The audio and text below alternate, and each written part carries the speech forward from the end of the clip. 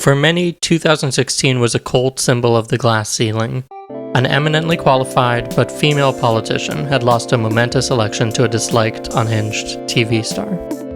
Not that anyone really needed a reminder of the glass ceiling's existence. This was not the first time Hillary Clinton had lost an election to a less qualified man, nor the second.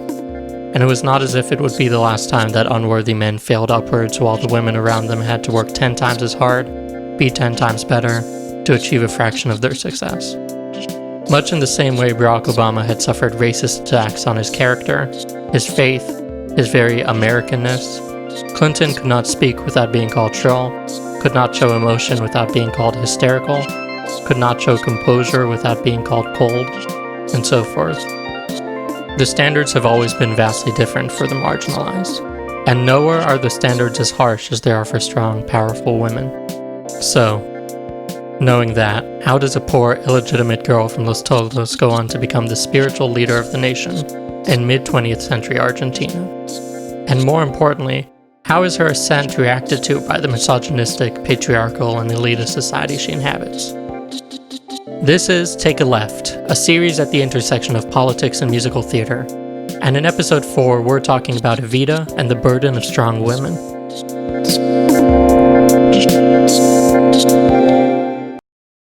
EVITA, by Andrew Lloyd Webber and Tim Rice, is a 1976 musical about the life of Eva Perón.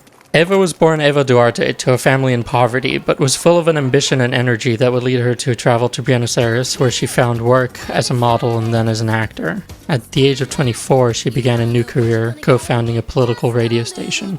A year later, she would meet and begin a relationship with Colonel Juan Perón. Together they were a forceful power couple, and Eva helped propel Perón to the presidency in a landslide populist victory. Eva wasn't content just being First Lady, however, and intended to run for the vice presidency, before her failing health forced her to abandon those plans. In 1952, at the age of 33, she passed away and was mourned not unlike royalty by the people of Argentina. EVITA doesn't necessarily provide us with a model example of a feminist musical.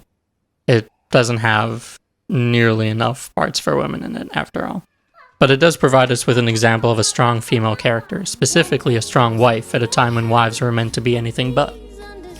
Eva deals with an overwhelming amount of misogyny in the musical. Her only good parts are between her thighs. She should stare at the ceiling, not reach for the skies, or she could be his last whore. She gets called a tart, a whore, a slut, and so forth, and while it does obviously affect her, she is resilient nevertheless. She understands that she is not playing the role society expects from her, but refuses to apologize for her subversion of those expectations. The actress hasn't learned the lines you'd like to hear. EVITA shows Eva as the real brains and driving force behind Juan Perón, pushing him every step of his political rise, advising him, counseling him, admonishing him when he fantasizes about quitting. This is crazy defeatist talk. Why commit political suicide? There's no risk, there's no call for any action at all, when you have unions on your side. The woman behind the man may be a trope of its own, but EVITA still stands in contrast to the mountain of media, specifically musicals, in which women are only ever obstacles and distractions to men. How long have you known? A month or so. Eliza, you should have told me. I wrote to the general a month ago. No. I begged him to send you home. You should have told me. I'm not sorry. Take a break. Hey, our kid is pretty great. Run away with us for the summer. Let's go upstate. Eliza, I've got so much on my plate. I know you are a man of honor. I'm so sorry to bother you at home, but I don't know where to go, and I came here all alone. Importantly, EVITA does not fall into the trap of giving the strong woman the characteristics of, essentially, a man. Eva retains her femininity throughout, in her empathy, her emotional, not just political intelligence, her ability to really hear and see the people and to be of the people. Eva carries with her a strength of leadership that surpasses simple pandering populism. She is an empathetic leader, while Juan's portrayal within the musical is that of a soldier, one with very limited political skill at all. EVITA also comments on the ways in which women cannot have it all. At the end of the musical, Eva laments that choosing such an ambitious and important path also meant giving up on elements of her womanhood. Specifically, she laments not having children. Oh, my daughter, oh, my son, understand what I have done. This is the type of math men rarely have to do, but it is highlighted within EVITA as a unique burden of strong women. 3 years after the spectacular loss of the Hillary Clinton campaign, another woman is making a convincing run at the Oval Office, and with that run comes the same backlash. Elizabeth Warren, a former law school professor, became interested in consumer protection in the 90s. After a successful run in 2012, Warren now represents the state of Massachusetts in the US Senate, where she advocated for the creation of the Consumer Financial Protection Bureau under the Obama administration. Warren, a Democratic progressive, has decades of experience and practical work backing up her campaign rhetoric. Warren is a major power player in the Senate, where, since 2013, she has been the primary sponsor of 7 enacted bills. Coincidentally, the same number as Bernie Sanders, who has been serving since 2007.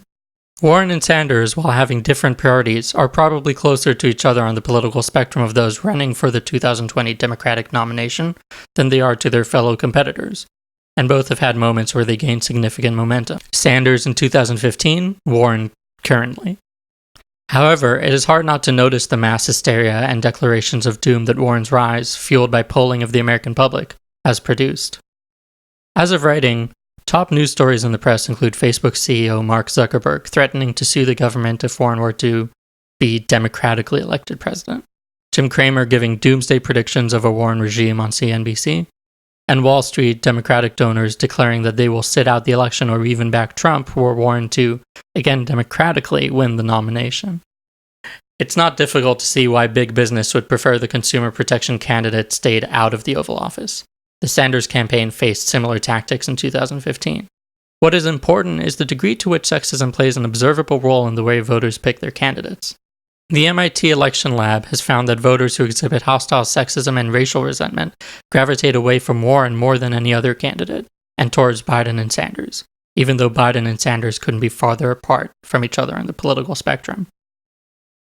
So the question looms: why was Hillary Clinton more palatable to a large number of voters in 2016 than the woman who campaigned strongly for her is in 2019?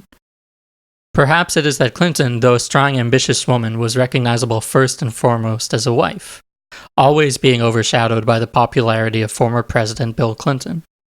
Maybe Warren's greatest crime isn't that she advocates for the American consumer, or is tough on big tech. After all, those are all relatively popular stances with Democratic voters. Maybe Warren's biggest crime is that she was never a wife first, but rather has completely surpassed both her husbands in every way.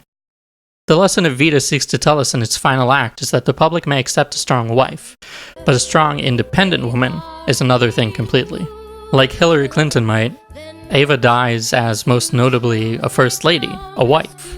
To be president or vice president evaded her just as it has the women of the United States of America. A strong wife the public tolerates. A strong woman? Broadway was ready in 1946 for a woman with a gun. It was ready in 1959 for a strong mother. It was ready in 1976 for a strong wife. The question is, when will Broadway and the American public be ready for a strong, independent woman?